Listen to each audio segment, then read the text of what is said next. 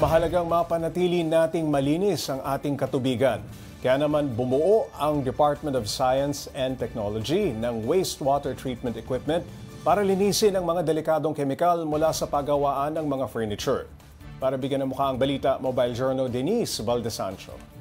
Hindi tapos ang paggawa ng isang furniture hanggat hindi ito napipinturahan. Ito kasi ang nagbibigay ng kinangat buhay sa ating mga muebles, tulad ng lamesa at upuan. Sa pagpipintura, gumagamit ang ilan ng tinatawag na wet type finishing spray booths na kumukolekta ng overspray o anumang sobrang kemikal sa proseso ng pagpipintura. Naiimbak naman sa tubig ang overspray at delikado raw kung mali ang disposal ng maruming tubig na yan.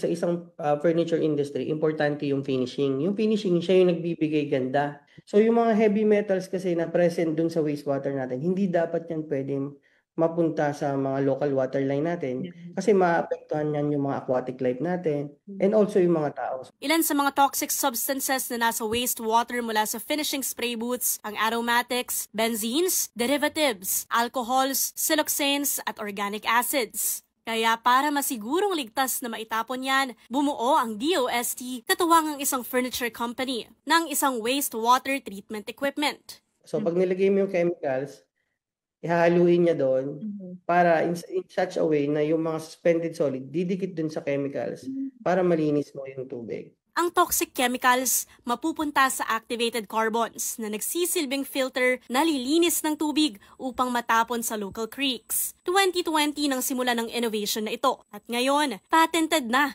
at naghahanap na ang DOST FPRDI ng potential partners para sa commercialization niyan. Nito ring nakaraang taon nang kilalanin ng equipment na ito bilang Best International Invention and Innovation ng National Research Council of Thailand. Ito ay talaga ng ginawa naman talaga natin para sa public use. We are hoping na mas dadami pa yung mag-a-adapt.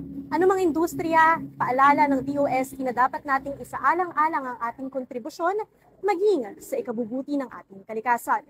Mobile Journal Denise Valdesancho po, hatid ang mukha ng balita.